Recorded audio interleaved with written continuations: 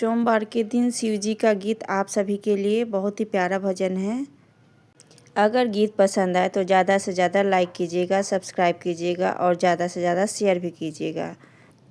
शिवाजी के बारी लागेला फूलवारी, उपजेला भंगिया धतूर। आहे शिवजी के बारी लागेला फूलवारी, उपजेला भंगिया धतूर। आहे कहाँ गैलो किया भैलो गौरा हो दुलारी, पिसी दाना भंगिया धतूर।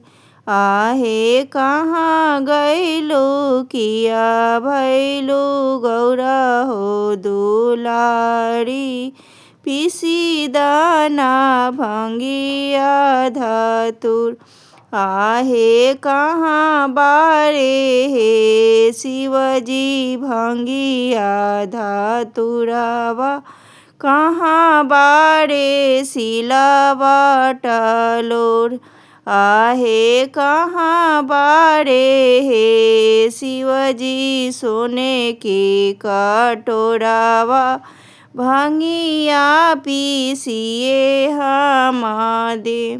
आहे भंगिया पीसिए हम दे। झोरा भरल बारे गौरा भंगिया धतूरवा, आंगन बारे सिलावा टलोर। आरे रसोईया घर में बारे गौरा सोने की कटोरावा, भंगिया पीसिए हम देश। आहे रसोईया घर में बारे गौरा सोने की कटोरावा, भंगिया पीसिए हम देश। आरे एक हाथे पिसली गौरा भंगिया धतूरवा, दूसरे नैन ढारे लोर। आरे एक हाथे पिसली गौरा भंगिया धतूरवा, दूसरे नैन ढारे लोर।